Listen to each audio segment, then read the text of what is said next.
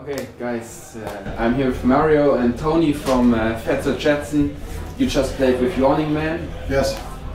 Alright, and last time we met at the Storm from the Underground, and we did like a vinyl check, if you remember. And this time I would like to do it too, just with one vinyl, with this one, which I just bought, and you can tell me what's going on with this one. Okay. This record... Actually, this record, it's pretty awesome because we kind of pulled it together just out of nowhere and pulled it together very fabulously. I agree.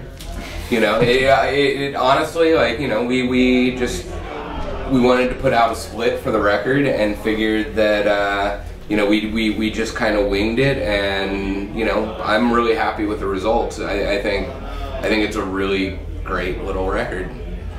Yeah, the idea was to, you know, come with something that we've never done anything like this. It's weird that we haven't, you know. We've never collaborated on anything like that. So I thought with this little short tour that basically started out as just playing the Desertfest, which is awesome, you know, in London and here. Yes. And I thought, man, we got to bring something that represents both bands together, you know. So we went into a recording studio in Palm Springs and just busted it out. You went all together, like both bands? No, two different weekends. Okay. And just kind of off the cuff, you know. I mean, even if you don't like the record, that is a good-looking record. I mean, just as a piece of vinyl, like if you're like, the music, like, I'd want to own that. You chew it like bubble gum. This time at the Desertfest, you guys were promoted like the godfathers of desert rock or legends of stone rock. Yeah. Desert. What do you think about that when you hear that? I don't know. I'm flattered by it, but a little.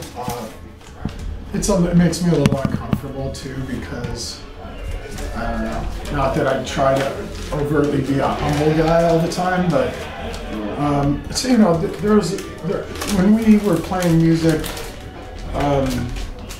and guys were coming to our parties, listening to us, we were going to watch other bands too that were playing at the time, and we were influenced by people from the desert too. So it's always weird to be, but you know, I have a lot of peers that are musicians that played a lot around the same time. I think Sean Wheeler, for instance. I don't know if you. Yeah, I have no from Low Sound. Yeah, so like, you know, and there's a lot of. I'll mention him, but there's a long list of musicians that were like going at it, really making a scene and making cool music and being very independent-minded about music, and it influenced everybody. So when you know, to hear things like that, it's flattering, of course, but it's also sometimes you go.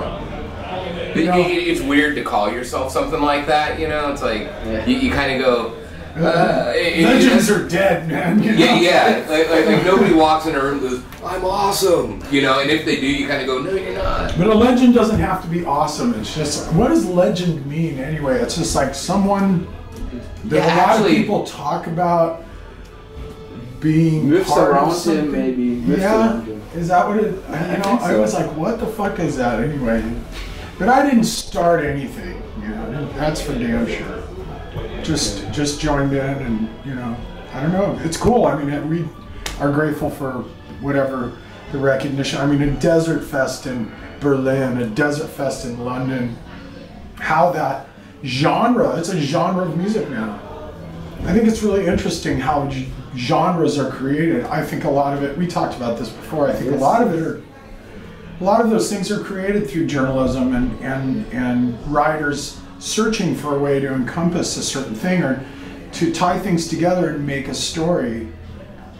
In this case, yes, there is definitely a story, and a lot of cool music came from the desert. So, but when I, you know, like the music at both of the, you know, the Desertfests, I wouldn't necessarily watch those bands or listen to those bands and say, I hear that this definite influence on, you know, coming from that thing that what I think is desert rock or whatever, you know, people. Yeah. Like last night I asked the audience, I said, what the fuck is desert rock anyway?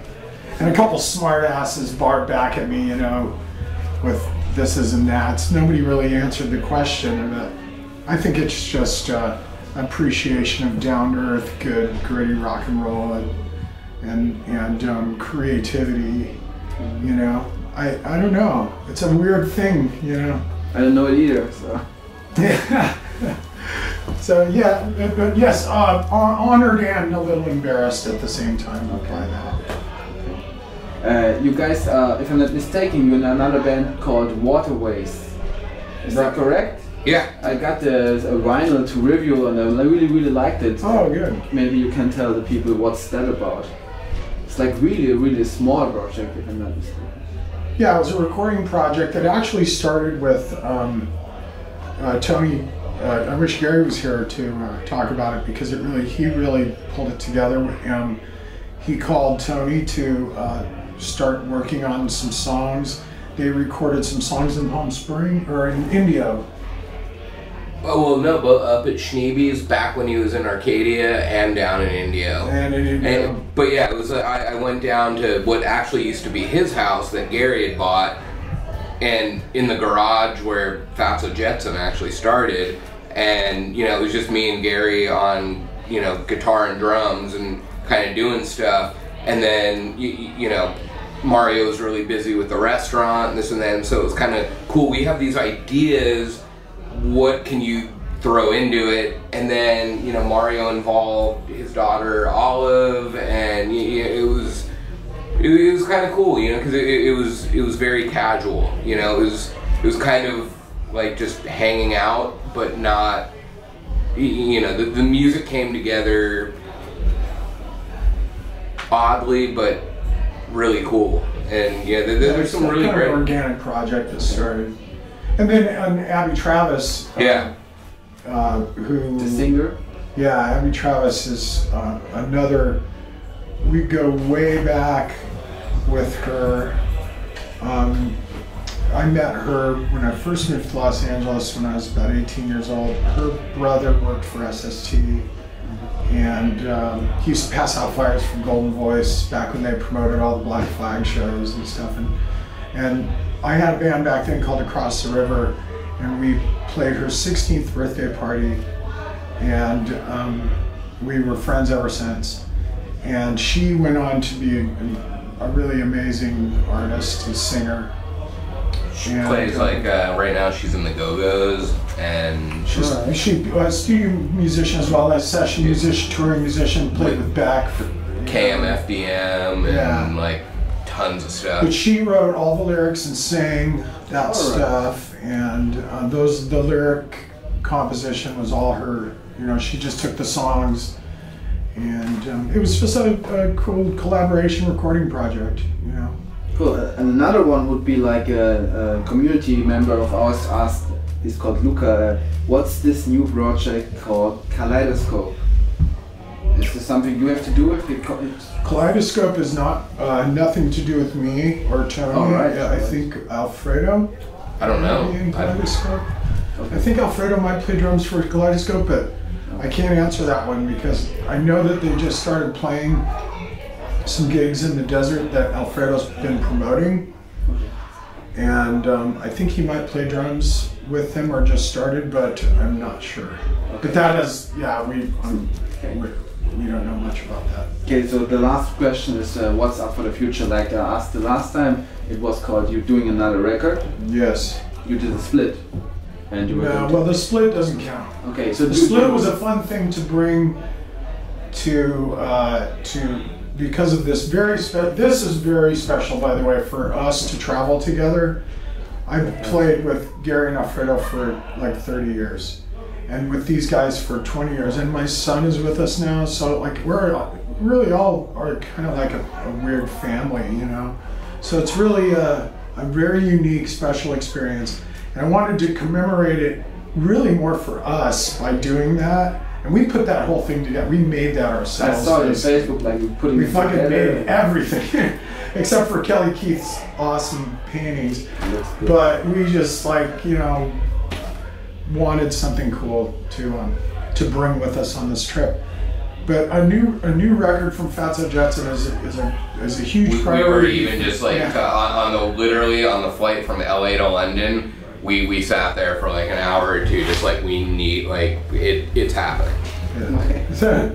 So we won't see you again until we do have our new record probably, but it's exciting. I'm not in the restaurant business anymore, and we have time to do things. And you sold a lot of gear, if I'm not mistaken. I saw it on Facebook. Oh yeah, that's our new hobby. We're trading gear and selling gear. You're making money to spend money on recording. Oh yeah, to make the record, we sold a few pedals and we sold a couple amplifiers. And my son is a eBay. He loves stomp boxes. Effects pedals, he's got a fetish and he's always changing. Oh, I want to go this thing. He's always on YouTube looking it up, So it's cool. But yeah, that's what that is. Okay, guys, thank you very much. Thank you. Cool, man. Thank you.